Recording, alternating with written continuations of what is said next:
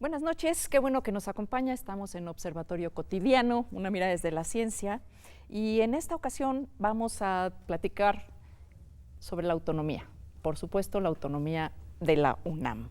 Y para ello me acompañan en esta ocasión en el estudio el doctor Leonardo Lomelí Vanegas. Él es el secretario general de la UNAM. Leonardo, muchísimas gracias por acompañarnos. Muchas gracias, Mireya. También está con nosotros la doctora Patricia Dolores Dávila Aranda. Ella es directora de la FES Iztacala de la UNAM. Hola, Mireya. Muchísimas gracias. Gracias a ti. Y también está aquí a mi derecha el doctor Hugo Casanova. Cardiel, Hugo, muchísimas gracias por acompañarnos. Él es el director del Instituto de Investigaciones sobre la Educación y la Universidad, también de la UNAM. Y pues creo que es un trío muy afortunado para que hablemos desde diferentes espacios de qué entendemos por autonomía y la importancia que tiene esta palabra tan corta pero tan poderosa para una institución como la UNAM. Podemos hablar también de las autonomías para otras universidades, pero ciertamente la UNAM es pues la máxima casa de estudios y para nosotros los universitarios es una especie de tesoro la autonomía, ¿no? Lo atesoramos porque nos permite ser lo que somos, pensar lo que pensamos y expresarlo, e investigar lo que queremos investigar y enseñar lo que debemos enseñar. Entonces, pues sin más, Hugo, cuéntanos un poquito cómo llegamos a ser autónomos. Sí, bueno, muchas gracias, Mireya. Mucho gusto en estar con mis colegas. Me parece que 90 años después de que la Universidad Nacional recibe la condición de autónoma, hay que preguntarse algunas cosas básicas, ¿no? Es vigente. Un buen momento para claro, ¿no? ¿Es vigente hablar de autonomía? ¿Tiene sentido hablar 90 años después de autonomía universitaria o es solamente una curiosidad de los especialistas? Y lo contesto de una manera muy rápida. Desde luego que hablar, pensar la autonomía es crucial en todo momento. La autonomía no es un atributo que se obtiene de una vez y para siempre. La autonomía es una condición contingente de la universidad que se va transformando a partir de la historia. Y solamente quiero adelantar que la autonomía tiene la friolera de 1000 años prácticamente, desde que se funda la universidad, el Estudio General de Bolonia. Ese estudio general ostenta una condición autónoma con respecto a la Comuna de Bolonia. Por supuesto, no quisiera sugerir que la autonomía se ha quedado congelada y que es de una manera. No, insisto, es una condición contingente de las universidades. Adelanto solamente, el saber necesita de un atributo de autonomía y de independencia frente a cualquier manifestación de los poderes. Y eso ha sido vigente hace 10 siglos y es vigente hoy en el México del 2019. Me atrevo a señalar que la Universidad de México, no solamente la UNAM, sino las condiciones que ostentan esta condición, demandan y requieren tener una dosis constante de autonomía con respecto a los poderes. Lo dejaría de momento hasta aquí. Lomelí. Bueno, fue una construcción, ya coincido con Hugo, es una construcción histórica larga. Festejamos o conmemoramos 90 años de la primera ley orgánica que nos concede la autonomía. Una autonomía todavía limitada, el presidente de la República seguía teniendo algunas funciones en el gobierno de la universidad. La plena autonomía nos la va a dar la ley orgánica de 33, pero fue un regalo un tanto envenenado, porque a cambio de eso prácticamente nos convertía en una institución fuera del Estado, casi una institución privada. Nos daba 10 millones de pesos ahí para que constituyéramos un patrimonio y a partir de ahí nos rascáramos con nuestras propias uñas y nos quitaba el carácter nacional. Entonces realmente tardamos hasta la ley orgánica que entró en vigor en 45 en recuperar el carácter de nacional y que se quedara muy claro que bueno, la universidad es autónoma, pero es una institución del Estado mexicano y que el Estado mexicano tiene una responsabilidad con la educación superior que la ejerce a través del subsidio que otorga la universidad. Y no ha sido fácil esa relación, por supuesto. Creo que uno de los grandes desafíos de la autonomía ha sido siempre saberla ejercer frente a las tentaciones que muchas veces desde los distintos gobiernos ha habido para intervenir en la vida de la institución. No son los únicos actores sociales frente a los cuales hay que definir la autonomía, pero sí a lo largo de estos 90 años las tensiones entre la universidad y el Estado han sido probablemente las que están más documentadas y las que han sido más evidentes. Y hoy creo que estamos viviendo no solo en México, pero de manera destacada en México y en otros países de América Latina, una reedición de intentos por limitar, acotar la autonomía de las universidades. Lo estamos viendo en Brasil, lo vimos hace unos meses en Nicaragua, y en el caso de México, bueno, hemos visto que algunas instituciones de educación superior, algunas universidades autónomas públicas de los estados han experimentado intentos de modificar sus leyes orgánicas desde los congresos locales a espaldas de sus comunidades. Y bueno, sí hubo mucha preocupación porque en la reforma más reciente del artículo 3 constitucional había desaparecido la fracción séptima, que es donde precisamente se elevó a rango constitucional la autonomía con la reforma de 1980. Entonces, es un debate vigente. Por supuesto que la autonomía debe de ejercerse de una manera muy inteligente y muy responsable, que la sociedad debe de entender que la autonomía no es un pretexto para hacer lo que queramos, es una condición necesaria para cumplir las funciones que la propia sociedad nos ha encomendado. Y por supuesto que siempre estamos abiertos y asumimos la obligación de rendirle cuentas a esa misma sociedad, que es la que al final de cuentas hace posible nuestra existencia a través de sus impuestos. Sí, en efecto, el susto de diciembre fue largo, duró más de un par de meses. Y la importancia, Pati, de la autonomía para la docencia. Sí, es vital. Si recordamos que las tres funciones sustanciales de nuestra universidad son la docencia, la investigación y la difusión de la cultura, pero la docencia está, a mí me parece, en el plano que atraviesa a todas, ¿no? Tiene que ver con todas. Yo vengo de una facultad multidisciplinaria, y cuando llegan los chicos, los chicos de nuevo ingreso, o de hecho los padres de los chicos, una de las cosas que normalmente pasa porque se acercan a uno, dice, aquí son autónomos y entonces significa que pueden hacer lo que se les pegue la gana. Los padres se lo Los preguntan. padres sí, y los chicos también, suena un poco a eso, ¿no? Y yo creo que estamos muy lejos realmente de que eso sea lo que pasa. Cuando uno piensa en la docencia y se habla de la libertad de cátedra, yo de repente pienso que confundimos y entonces creemos que la libertad de cátedra es que un profesor se para o profesores se paran y dicen lo que quieren y hacen lo que quieren. Y muy lejos estamos de eso. O sea, la autonomía se ejerce, como dijo el doctor Lomelí, con toda responsabilidad, tratando de responder a necesidades, a demandas de nuestra sociedad, pero para poder hacerlo tenemos una normatividad. Y tenemos una normatividad que abarca todos los aspectos. En el ámbito docente, que es en el que me preguntas, por supuesto hay una normatividad. O sea, todas las clases, todas las asignaturas, módulos, porque hay diferentes modalidades, todas tienen planes de estudio. Y si no me voy a poner a contarles todo lo de un plan de estudio, cómo se hace, porque es un camino largo, a veces tortuoso, porque en realidad los planes de estudio emergen, los sacan, los preparan, los generan, los discuten, a veces airadamente, la comunidad académica, los maestros con los alumnos. ¿Y por qué discuten mucho? No es porque nos encante discutir nada más, porque nos encanta, sino porque realmente tenemos que conciliar diferentes puntos de vista de cómo vemos la sociedad y las demandas de la sociedad. Y esos planes de estudio siempre tienen que estar dirigidos, o queremos que estén dirigidos, a sacar lo mejor de los alumnos, a que conozcan, que tengan el conocimiento de punta, que conozcan a los autores importantes y que conozcan los problemas de este país en esa materia en particular. Y para eso pues estarán los maestros, quienes dirigirán eso serán los maestros que saben de esa temática. Pero una vez que eso pasa, que se tiene un primer, digamos, borrador de un plan de estudios, esto pasa por una serie de filtros de evaluación.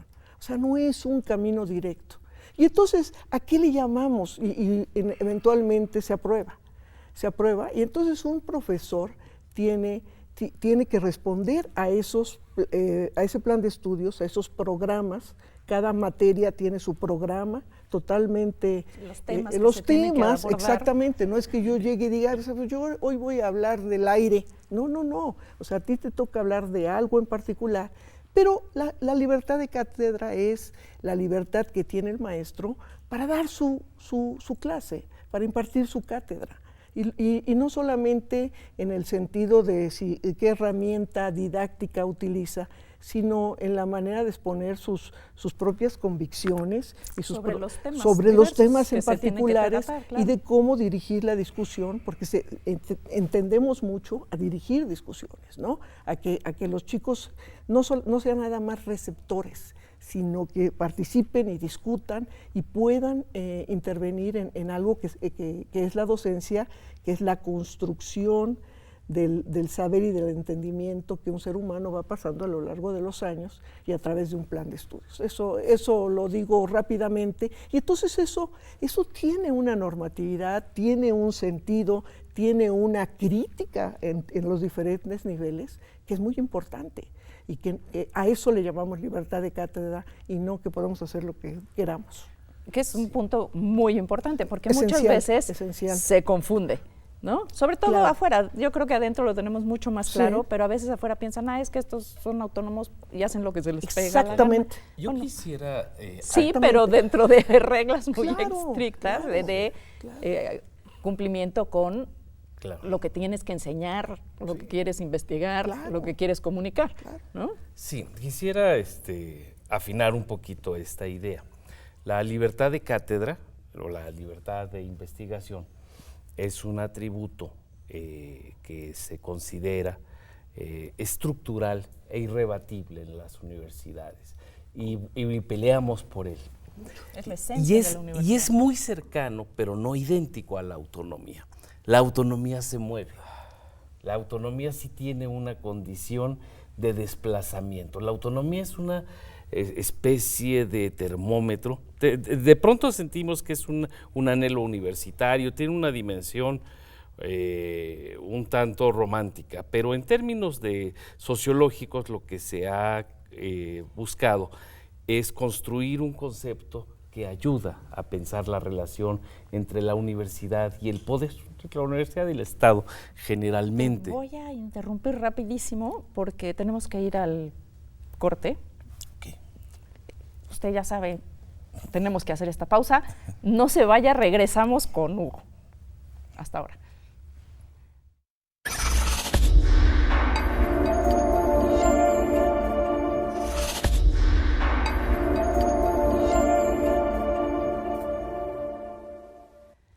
Qué bueno que sigues aquí con nosotros. Estamos platicando sobre autonomía de la universidad y para ello me están acompañando en este estudio Leonardo Lomelí, secretario general de la universidad, Patti Dávila, directora de la FES Iztacala, y Hugo Casanova, director del Instituto de Investigaciones sobre la Educación y la Universidad en la UNAM. Hugo, estabas comentando justo la diferencia entre autonomía y libertad de cátedra, investigación, etcétera. Básicamente sugería la importancia de reconocer que se trata de dos conceptos muy cercanos que confluyen, de libertad de cátedra, que desde mi perspectiva y de los autores es una condición estructural e irrebatible de las universidades y del conocimiento. Y la autonomía, que esa sí se va desplazando y tiene diferentes momentos. Mientras que la libertad de cátedra es una condición que ha de ser permanente, innegociable, insisto, la autonomía de facto se está negociando constantemente. ¿Y qué es la autonomía? Preguntaríamos, afecta naturalmente la dimensión académica. Pensaríamos que esa es una cuestión fundamental. A través de la idea de autonomía es que las instituciones universitarias definen sus planes y programas, definen sus modos de organizar la enseñanza, definen los modos en que se contrata a sus actores, a los directivos, a los estudiantes, a los académicos, etcétera. Hay otra dimensión que es la del gobierno. La autonomía tiene que ver con la capacidad de las instituciones para autogobernarse, que no nos gobierna otra persona de fuera. Y aquí también, aquí se marca en realidad el tema de elegir a quienes ejercen el gobierno de la universidad.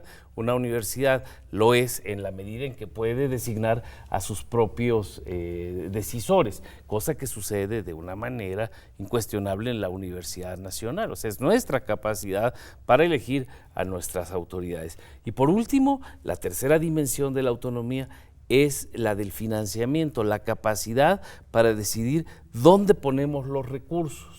O sea, hoy la autonomía está de alguna manera marcada por la entrega de los recursos financieros del Estado hacia las universidades. Y ahí tenemos a veces el punto crítico de cuánto podemos decidir si los otros son los que nos dan los recursos. Y por eso la autonomía está marcada en la Carta Magna, en la Constitución Política, y nos garantiza y nos protege de alguna manera frente al gobierno. Se dice, la universidad recibe sus recursos y los distribuye de la manera en que la propia universidad lo decide. Todo eso tiene que ver con la autonomía.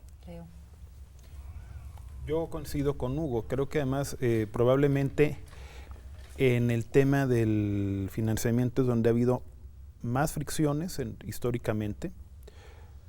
No es el único tema, o sea, la autonomía todos los días se está redefiniendo incluso en los tribunales, cuando hay una decisión académica que toman los órganos internos de la UNAM, pero que al final termina, por ejemplo, en un juicio laboral, y un juicio laboral puede determinar incluso que se reinstale a una persona que perdió un concurso de oposición. Bueno, por supuesto que esos son temas que afectan a la autonomía en tanto que afectan decisiones académicas que se toman dentro de la propia universidad. Entonces, sí es un campo, coincido con Hugo, que continuamente que va evolucionando. El concepto de autonomía va evolucionando con el paso del tiempo y hay que estar todo el tiempo tratando de que no se pierda de vista el sentido que tiene. El darle a la institución la capacidad de gobernarse con reglas que están diseñadas para poder garantizar el cumplimiento de sus objetivos, que son objetivos académicos. Pero esto hay que estarlo definiendo y defendiendo todos los días. Bien, el tema presupuestal sí, seguramente es tal vez donde los gobiernos pueden ejercer mayor presión sobre las universidades. Un mecanismo de ejercer presión, no necesariamente para el tema solo presupuestal, sino incluso para decisiones internas de las universidades, ¿no? Exactamente. Ayer se hablaba de muchos temas, pero de dos en el coloquio de la autonomía de los 90 años. Se hablaban de dos temas que a mí me parecieron muy interesantes. Uno lo planteó nuestro ex rector, el doctor José Sarucán, que hablaba de este binomio casi inseparable entre la autonomía y que sea pública la universidad, que es algo que a mí me parece que le da mucha fortaleza. Y él hablaba de por qué es importante defender, estaba hablando de la investigación en particular, y por qué era tan importante defender que la universidad tuviera sus propios mecanismos de autorregulación para poder definir qué tipo de investigación se estaba haciendo, en todos los ámbitos, en cualquier ámbito del conocimiento. Y hablaba de que esto en realidad representaba una manera de, otra vez, de ser receptores de lo que está pasando en la sociedad y de tratar de transformar esto en solución de problemas, en contestar preguntas o en mitigar algunas cosas. Y hablaba de todas las cosas que en este momento nosotros gozamos y que no pensamos que vienen, a veces de una crítica de investigación básica, por ejemplo, de que son puras teorías y que no nos damos cuenta que mucho de lo que se sabe actualmente en el ámbito de la salud, pues parte de esto. Hablaba de arquitectura, por ejemplo, temas tan diversos como algunos de nosotros usamos el segundo nivel, el segundo piso todos los días y nunca pensamos todo lo que viene atrás. La ingeniería que hay detrás. Claro, toda la investigación que hay detrás y por supuesto pues no puedo dejar de... Y las matemáticas que hay detrás. Bueno, todo lo que física. sabemos y tenemos capacidad de entender ahora sobre el capital natural, todo lo que hacia donde caminamos en biodiversidad y en sustentabilidad, ¿no?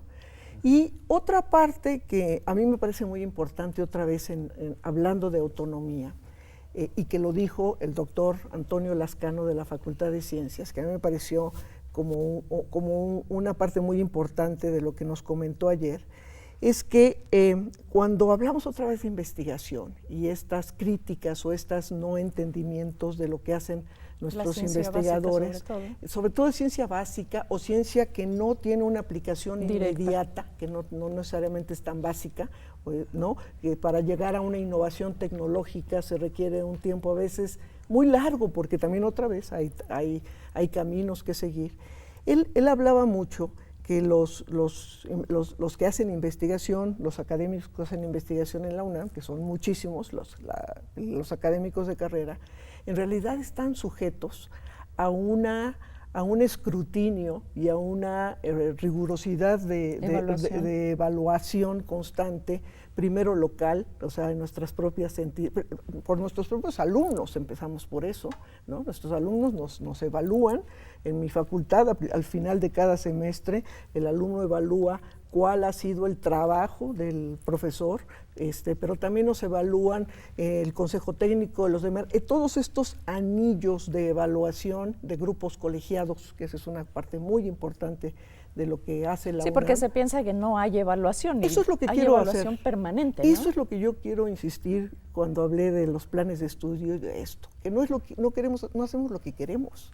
Hay normatividad, hay crítica, hay análisis, hay evaluación, todo el tiempo.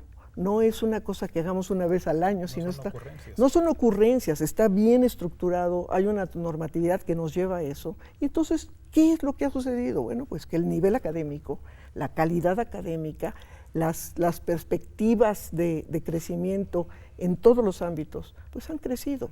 Y evidentemente la autonomía tendrá que seguir evolucionando, pero esos principios pues son básicos para la universidad. Sí, a mí me saltan un par de ideas que quisiera compartir con mis colegas de la mesa. Y es el siguiente, dos ideas. La autonomía, primero, no constituye un favor para los universitarios. O sea, porque pronto parecería que reclamamos lo que nos beneficia. Sí. Una cosa que le he escuchado decir al rector y con la que coincido plenamente es que la autonomía es el elemento que nos permite cumplir con nuestra responsabilidad social. Totalmente de acuerdo. Quien se beneficia de la autonomía universitaria es la sociedad. Claro. Y eso me parece que es muy importante para nosotros, para el auditorio. No es autonomía para un grupo elitista cerrado. La autonomía privilegia a la sociedad en su conjunto, a los que están en la universidad y a los que no están en ella. Y esto me parece que es crucial porque tiene que ver con lo que decía Patricia del tema académico, con el tema de la docencia, con el tema de los saberes. Y ayer decía Jorge Volpi con el tema de la difusión de la cultura y la construcción de la cultura, que se me hizo un matiz muy pertinente. Esto por un lado. La otra idea que quisiera compartir es que es muy importante fomentar, fortalecer el estudio de la universidad, de la educación en su conjunto, naturalmente, de la universidad y de sus factores. Es muy importante conocer la autonomía, porque yo tengo una idea. Si no conocemos de qué autonomía estamos hablando, no sabemos qué podemos defender o qué debemos defender. O sea, podemos enarbolar la bandera de la autonomía, que suena muy lindo, que suena una bandera epopéyica de 90 años, pero ¿eso qué? Hay un punto en el que... Tenemos una gran tarea y creo que este es un buen momento para hacerlo, ¿no? Este aniversario, este 90 aniversario, es un muy buen momento para discutir la autonomía, socializar el concepto y la interpretación de autonomía, y discutirla, ¿no? Dicen que los aniversarios y las celebraciones sirven para celebrar por un lado, pero también son como cortes de caja que uno tiene que reflexionar cómo vamos. Ayer decíamos, el día de la inauguración, es un punto de llegada, el de 90 años, pero es por supuesto un punto de partida. ¿Sí? En este mes estamos comenzando a construir los próximos 90 años de la autonomía universitaria. De acuerdo. Y es una responsabilidad muy grande. Ya Gómez Arias, Dromundo, en fin, la playa de actores de la década de los 20 hicieron su tarea. Nos toca trabajar en favor del fortalecimiento de aquellas luchas. Para cerrar, Leo, nos queda un minutito. ¿Cuál es la responsabilidad que le implica a la universidad ser autónoma?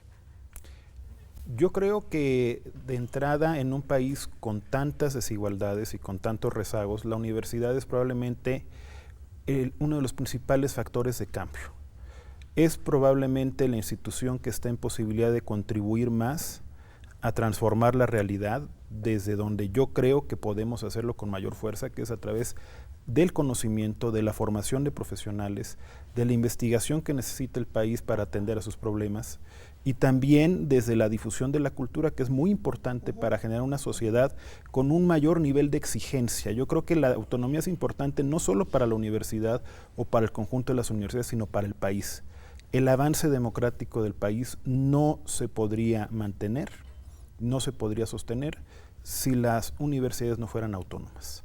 Creo que su contribución ha sido decisiva y creo que será decisiva si queremos que este sea un país mejor y un país que esté en posibilidades, por un lado, de defender su identidad cultural, pero de insertarse también en la globalización de tú a tú con el resto de los países del mundo, que es lo que nos corresponde hacer. No estamos en posibilidades de cerrarnos en un momento en el que todo el mundo está cambiando a una velocidad acelerada.